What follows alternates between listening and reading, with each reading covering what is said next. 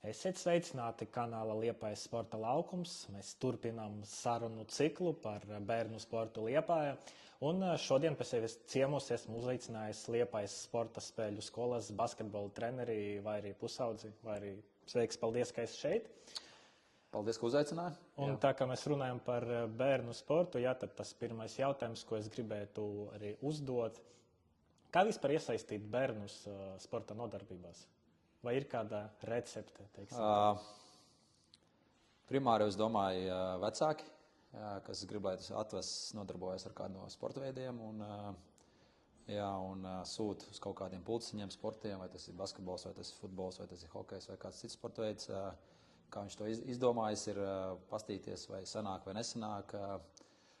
Mēs, protams, esmu uzsācis tādu, tā kā ne kampaņu, bet tādu, tā kā gribētu teikt, jau vairākus gadus mēs aicinām pie sevi dārziņus, kur nāk pie mums uz nodarbībām. Mēs viņu iepazīstam ar infrastruktūru, ar treneriem, kā mēs to visu darām. Un mēģinam jau monitorēt tos pēdējo grupiņu bērnus, kur pēc tam, piemēram, caur e-pastiem vai sazinoties ar vecākiem, sūtam kaut kādus uzaicinājumus, lai nāk uz mūsu sporta spēļu skolu un mēģina basketbolu vai kādu citu sporta veidu.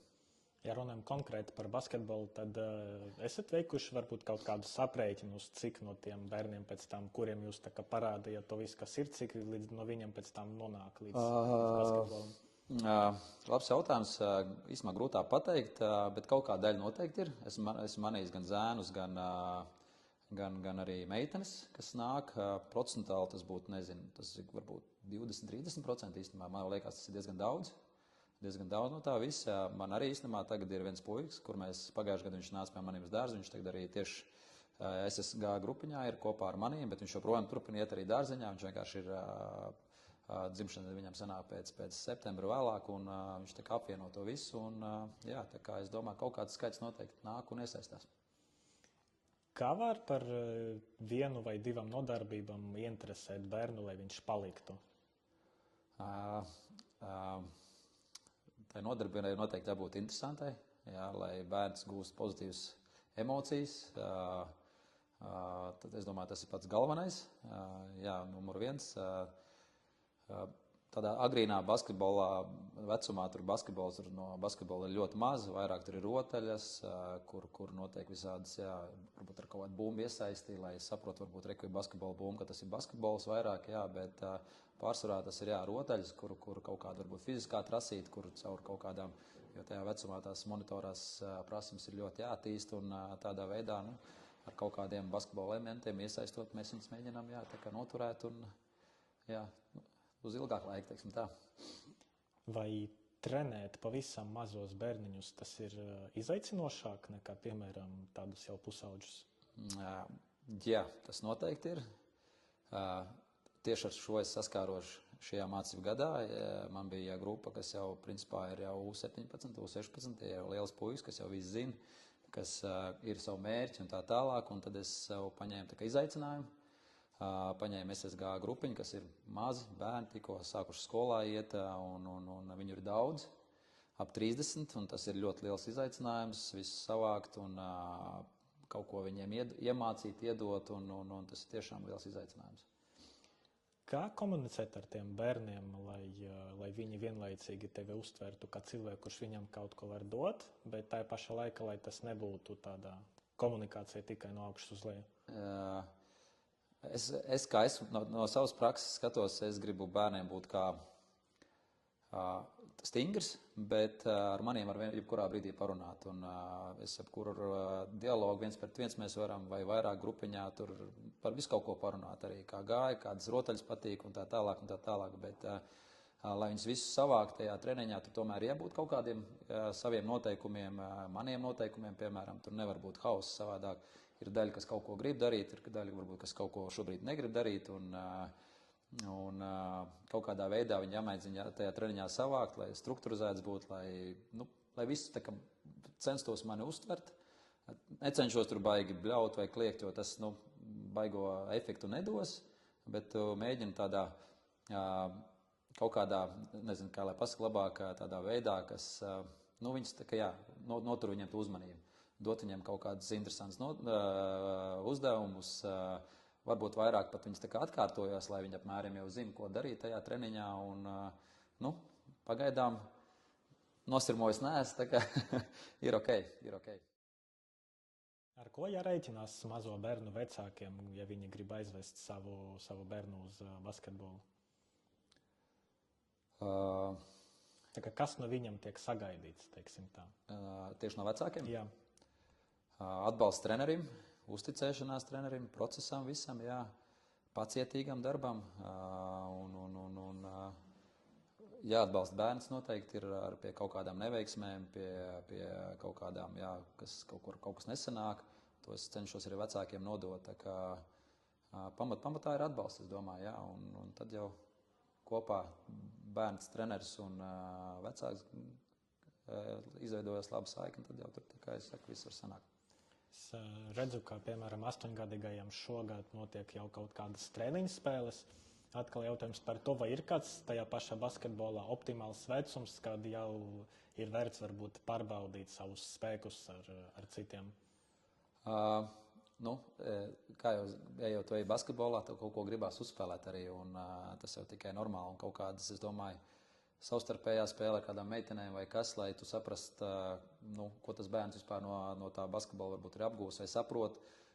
Es domāju, ka jā, reizi varbūt viena spēlīt pusgadā vai pirms mācību gadu beigām kaut ko tādu aizvadīt un uzspēlēt, lai viņš saprot, ka esmu basketbolā, vismaz man ir kaut kāda spēle, jo man ir vecāki arī prasījuši, zin, kā treneri, ka vai mums būs kaut kādas spēles, šobrīd noteikti nē, mēs tikai ejam uz to, lai vispār iemācītos kaut kādas lietas basketbolā, lai saprastu noteikumus un tā tālāk. Tā kā es minēju, līdz basketbolam vēl tādā vecumā agrīnā ir ļoti tālu, tā kā U10 tas ir, U9 varbūt mācību gadu beigās, varbūt kaut kādas pirmās, kaut kādas sacensības, kaut kādas spēlīt vienu uztaisīt, tas būtu tāds optimālais. Mazie bērni ir ļoti emocionāli, tā nozīmē, ka viņi varbūt viņi asāk uztver kaut kādu kritiku nekā pusauģi. Un līdz ar to jautājums, ko darīt, ja, piemēram, bērns atnāk mājās un saka, ka, man nepatīk tas treneris, jo viņš tur, kliedz, piemēram. Tāda arī var būt varianti noteikti, gadījumi varētu arī būt tādi noteikti, jā, bet es domāju, katram bērnam ir savu pieeja arī, un kliegt noteikti nevajag, ir kaut kādas robežas, un it sevišķi tādām mazam bērnam, kas, jā, uzreiz sabīsies un ieslēgsies sevi, un vai varbūt negribēs vairāk nākt uz to sporta veidu mazam, tā kā ir jāatrod kaut kādas robežas, kā tur katru var parunāt.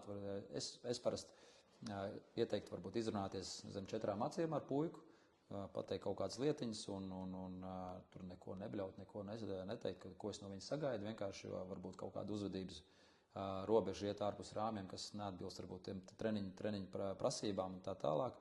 Ja nesaprot, tad iesaistīt vecākus un tādā veidā atrisināt to problēmu noteikti. Vai vecāki saprot, kāpēc viņu mazie bērni, kurus viņi atveduši uz basketbolu, tam basketbolam velta tikai tur tas 15-20 minūtes? Tā ir vēl viena lieta, kas domāju, ka ļoti jāizglīto vecāki ir, ka jāstāst ir, kāpēc tas ir vajadzīgs. Mums tikko arī bija sporta skolā vecāku padoms sapulcīti, kur uzstājās un prezentēja to, ka jānodod, katram vecumam ir viens tajā padomē no vecākiem, un lai nodod, kāpēc tas tiek darīts, kāds no tā ir labums, un ka tā proporcija sākumā tas VFS pret to pašu basketbolu, piemēram, ir tur 75% pret 25%, un tad ar katru vecumu viņš tikai bišķi aug un ejot jau vecākiem, jau pārņem tas basketbols vairāk, un tā VFS, kad jau tu esi fiziski attīstīts un spējīgs lielākas slodzes pieņemt, tiek tas tādā veidā notiek, jā. Kāda vispār ir tā komunikācija ar vecākiem? Tajā nozīmē, ka viņi tiešām ved savus bērniņus, lai viņi ar kaut kādu sportu nodarbotas, vai ir arī gadījumi, kad vecāki tur jau gandrīz vai sadomājušies, ka viņam tur izaugs tagad nākamais porziņģis un ar tādu mērķi arī ved savu bērniņu? Es domāju, ka ne. Varbūt kāds noteikti, ka sapņo, ka kāds vēl viens porziņš būs, bet es domāju, ka vecāki ved. Man arī bija sapulcīte, es tur uzdevu jautājumu, ko jūs no savu bērnu gribētu nākotnē, tur NBA, Eirolīga vai vienkārši veselīgs cilvēks, kārtīgs vīrietis izaug, un tur ka NBA bija tikai viens no vecākiem atbildēja. Tā kā es domāju, pamats ir tas veselīgums, kaut kādas manieres, cieņu, jā, un kaut kādas tādas lietas darbu komandā, un kas tālāk jau dzīvē var noderēt. Es domāju, tas pamats ir, un ejot laikam, tad jau mēs redzam, vai no tā bērna kaut kas vairāk sanāks, un tad jau pie tā arī tiek strādāts, piemēram, jā, un attīstīt viņu kaut kādas jau vairāk basketbola prasmes. Vai vispār Kristapam Porziņģim ir tā ieteikme, ka varbūt kopš viņš spēlē NBA palielinās to bērnu skaits tieši Liepājā, vai es nezinu par Latviju, bet Liepā interesē, kas grib nodarboties tieši ar basketbolu? Es domāju, ka noteikti, jā, ka tā ietekme bija, es domāju, joprojām ir, jo viņa vārds tomēr ir kaut kur figurējas laika apkārt, un ceļš tagad, kad bija Eiropas čempionāts, un kad viņš parādās Liepājā, kaut kur bērnu vienkārši sajūsmā, tur cenšas viņu noķert kaut kāds autogrāfs dabūt. Es domāju, ka tas basketbolam noteikti palīdz, un viņš ir kā piemērs, ka ar smagu darbu, ar pareizām lietām, ka var sasniegt daudz ko. Vēl viena lieta arī par to negribēšanu. Bērns atnāk mājās un saka, ka viņš vispār negrib nodarboties ar sportu. Kaut kas noticis mazs puika, tur jāatkal 6, 7 gadi vai meitene. Kāds varbūt būtu ieteikums vecākiem šai situācijā? Ja tieši saistībā ar basketbolu es noteikti ieteiktu, ja vecāks, protams, grib kaut ko kustīgi, lai viņš tāpatās turpina sportu, tad noteikti pamēģināt citu sporta veidus. Noteikti, ja negrib basketbolu, pamēģināt to pašu, nezinu, futbolu, vieglatlētiku, varbūt kādu cīņu sporta veidu vai boksu, piemēram, jā, varbūt patīk, nezinu, kaut kādas, tas noteikti, jā, kaut kādu citu sporta veidu.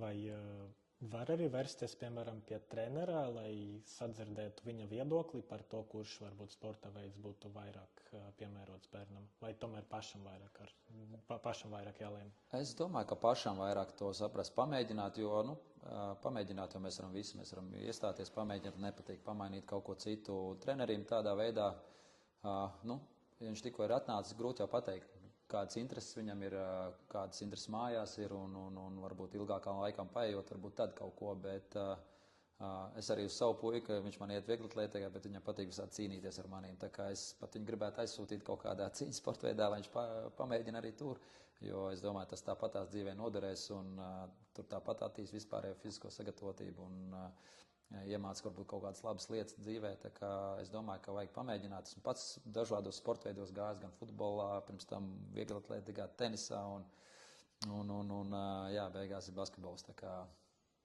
tas ir, jāpamēģina. Es domāju, noteikti daudz, kas ir līdz kaut kādiem tiem 12, 14 gadiem. Tajā pašā laikā jautājums par to, kā neparslogot bērnu ar visiem tiem sportiem. Jā, tā arī ir īstenībā tāda svarīga lieta. Kā jau mēs zinām, mūsdienās jau tie bērni paliek maskustīgāki. Atceros pats kādreiz tur no rīta izgāja laukā un mājās tikai bija vēl vakarā un mamma nevarēja sabļaut un sakliet un tā tālāk. Tā kā mūsdienās jau arī, mēs esam maskustīgāki un ir vajadzīgas organizētās nodarbības, un es domāju, ir vajadzīgas arī neorganizētās nodarbības, kur, nezinu, bērns kaut vai ar vecāku kopā, kaut kur iet laukā, kaut ko dara, nezinu, ir kaut kādas pulciņi, kur arī, aiziet tikai ir kaut kāds šķēršļu trases, piemēram, es domāju, mums tur Liepā ir kaut kādas vietas, tā kā noteikti ar to kustību, kas ir organizētajos treniņos nepietiek, vai kaut ko papildus, vai mājās, vai ir sēta, kaut ko laukā padarīt, ziemas laikā kaut vai to pašu sniegu pašķūrēt, bet ir noteikti vajadzības kaut kādas papildus, Profesionālais basketbols, tas parasti ir, 1,85 m varētu būt tas minimums nosacītais, kur ir jābūt profesionālajiem spēlētājiem. Ja abi vecāki ir maza augumā, tad vai ir vērts viņam vispār vest bērnu uz basketbolu? Protams, basketbola augums ir viena no svarīgākajām lietām, bet tāpat arī ir daudz citas lietas, kas vajadzīgas basketbolā, kā ātrums, labs metiens un laba galva, IQ, kā tu to spēli saproti. Un ir arī ļoti daudz piemēri, kas arī mazi spēlētāji ir augstā līmenī spēlē. Tā kā es domāju, tas ir, protams, tie ir lielāki izņēmumi, bet var, ja bērns mīl sportu un, protams, viņš varbūt sapņo par kaut kādu tur lielāku karjeru, varbūt kaut kādu spēlēšanu Eiropā. Būs grūtāk noteikti, bet tas nav neiespējami. Vai strādājot ar bērniem, ir kaut kādi efektivitātes radītāji, proti, kā treneris saprot, ka ir kaut kāds progress? Mums katru gadu notiek fiziskie testi, tā kā pirms sezonas, pēc sezonas, un te jau mēs arī redzam, kā tas bērns attīstās. Tur jau arī katrā tajā vecuma posmā ir kaut kādi tie augšanas un attīstības posmi, kurš kāds ātrāk, kurš vēlāk. Ir agrie bērni, ir vēlie bērni, un bieži vien tie vēlie bērni apsteidz tos agros bērnus kaut kādā jau lielākā, teiksim, 16, 17, 18 gados, un kad jau, un brīži vien par tiem vēlējiem aizmirstam. Tā kā es domāju, ka kad ir tie testi, kur mēs kaut ko redzam. Tāpat arī tas sniegums laukumā, tu redz, ka kāds paliek bišķi uz vietas, kaut kur stagnē mazliet, kāds kārtīgi vasar pastrādājis pie fiziskās sagatavotības, vēl pie kaut kā, un tas jau pamazām iet garām. Vai vecākiem ir kaut kāds veids saprast, ka viņu bērns ir varbūt tas agrais vai vēlais?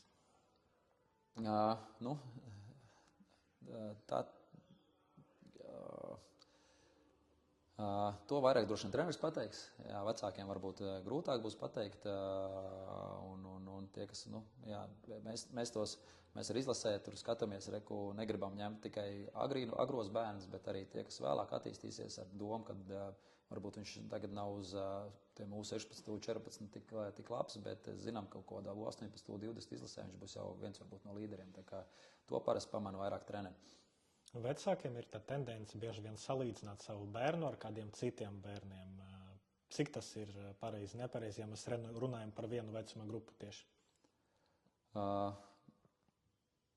Salīdzināšana vispār nav laba lieta, man liekas, un varbūt ir forši pēc kaut kā tiekties, bet salīdzināt noteikti nevar vienu ar otru. Katrs bērns ir atšķirīgs, un katram ir kaut kādas stiprās puses, katram ir kaut kādas vājās puses, un es domāju, salīdzināt bērns noteikti nav korekti. Viņi varbūt var savā starpā kaut ko salīdzināt, kaut kādas spējas tur, bet es domāju, ka nē, ka bērni nav labi salīdzināt. Un sarunas noslēguma gribētu vēl nedaudz tieši par bērnu basketbolu, teiksim tā, parunāt.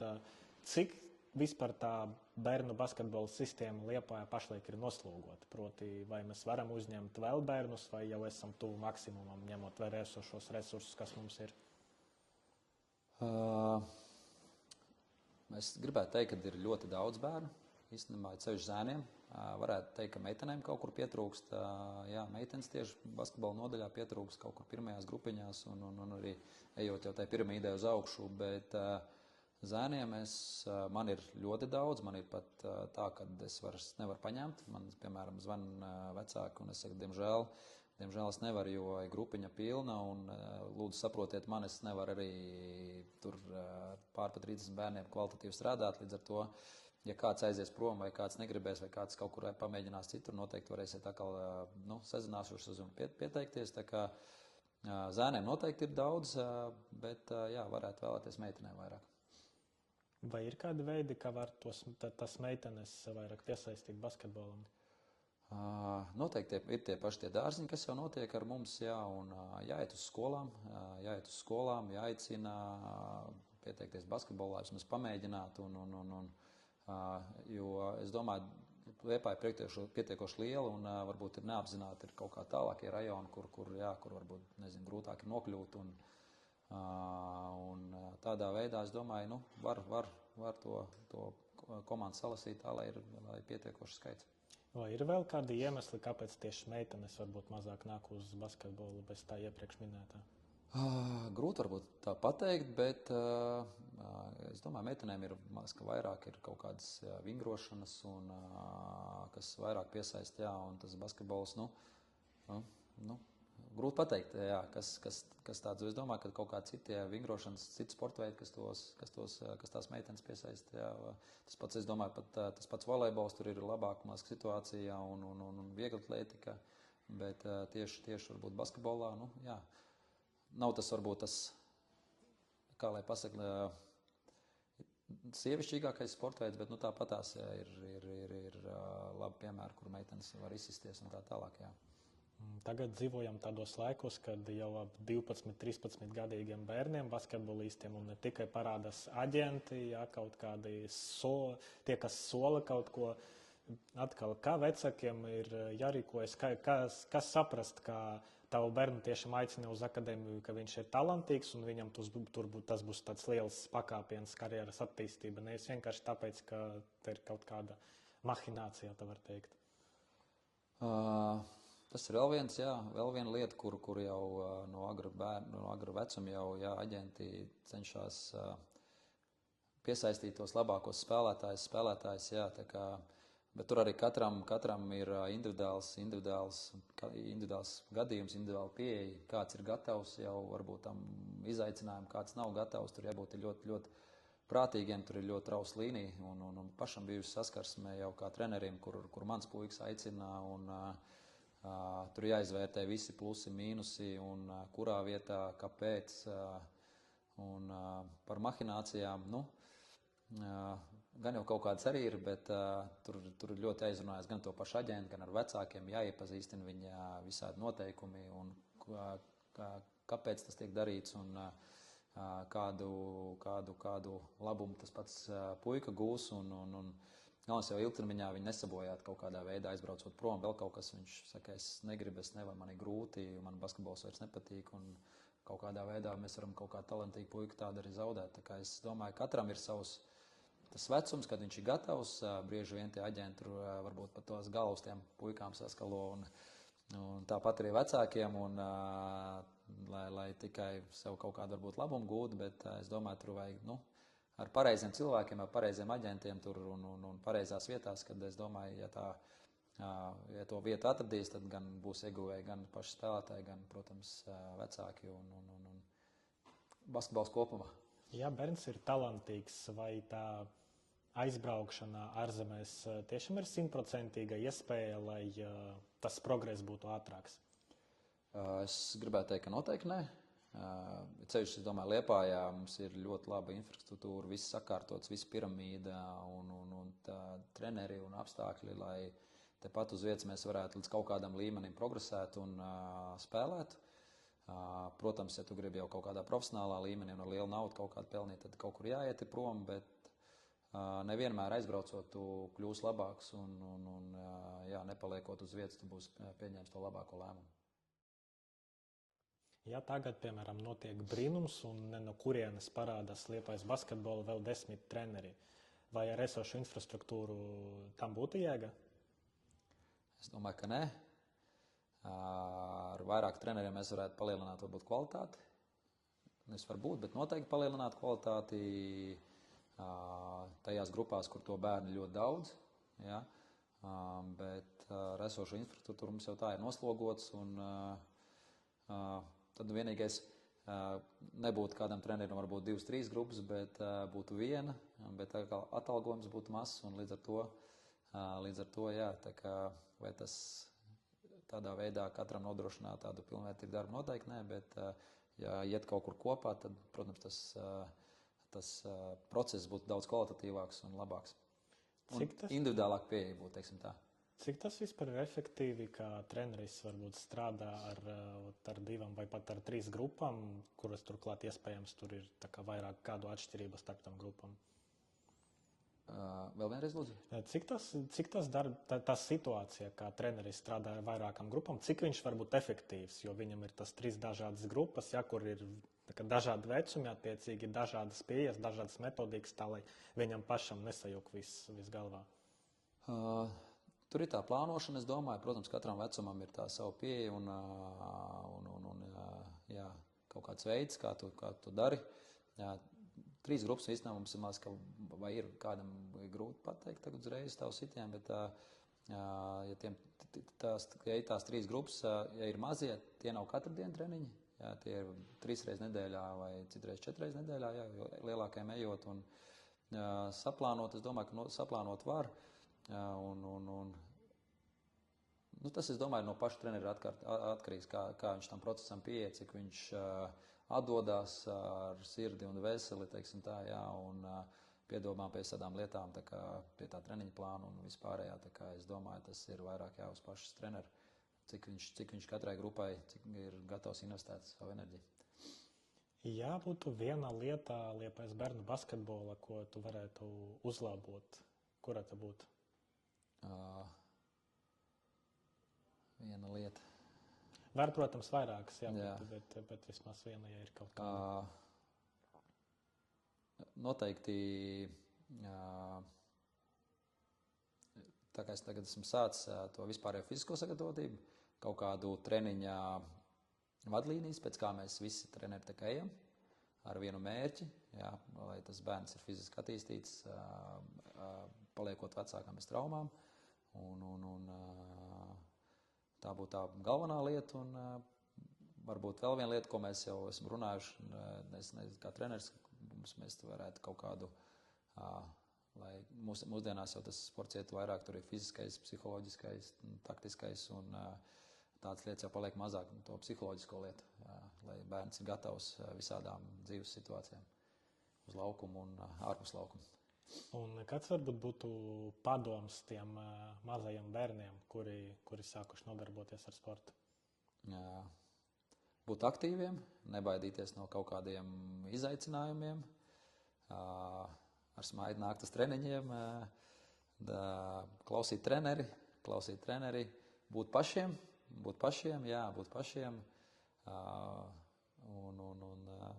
būt aktīviem, tas pats galvenais. Un, ko darīt, ja ir slikts noskaņojums? Nenākt uz treniņu? Atnākt uz treniņu vajag. Es domāju, ka vajag. Varbūt tas noskaņojums pamainās. Treneris varbūt kādu foršu rotaļu izdomājis vēl kaut ko, un tas fokus nomainās. Un varbūt tev treneris pasaka, tu šodien labi strādā, un tev viss sanāk, un tad tev dod atkal papildus enerģiju, kur tu arī treniņu, piemēram, otrajā daļā izlikt, un atnākot mājās, tēt, mamma, baigi foršs treniņš bija, un man viss kārtībā ir. Bet ar to noskaņojumu mēdz būt dažādi ir, un ka bērns trenējās it kā viss labi, un pēkšņi viņš saka, es treneru, man kaut kas nav, un tad pasēšu maliņā bišķiņ. Jā, un tad cerēsim, ka tie treniņi bērniem tiešām būs tādi, pēc kuriem viņiem gribēties atgriezties vēl. Paldies par sarunu, paldies skatītājiem par to, ka mūs skatās un klausās, un tad tiekamies arī nākamajās epizodēs. Paldies, uz redzēšanos!